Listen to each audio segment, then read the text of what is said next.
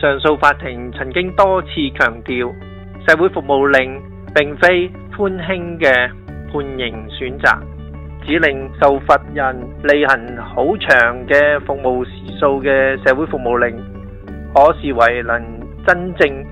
同埋有效咁樣替代監禁嘅一項判刑選擇。設立社會服務令嘅目的，不單止係要讓罪犯改過自新，同時亦都係對佢哋施加懲罰。罪犯履行社會服務令嘅時候失去自由，呢個係懲罰嘅一部分。社會服務令對年輕嘅犯罪者尤其有效，因為社會服務令可以令佢哋培養自律，並喺具啟導作用嘅監督下做有意義嘅工作。社會服務令提供一個處理罪犯嘅正面方法，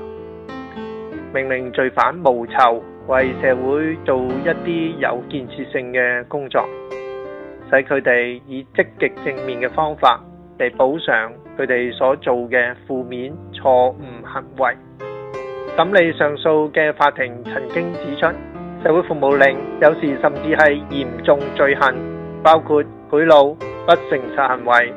同埋入屋犯法等罪行嘅判刑選擇。大家要清楚明白，被判社會服務令嘅人，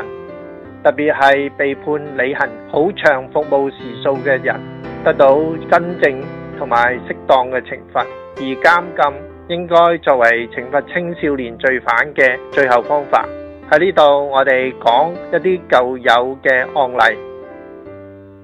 第一宗係名歌星謝霆鋒喺2002年嘅案件，佢嘅罪名係經審訊之後被判一項串謀妨礙司法公正罪名成立，判處履行240小時嘅社會服務令。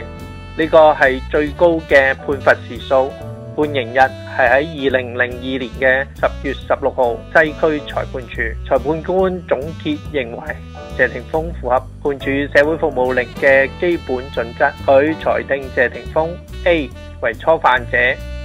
B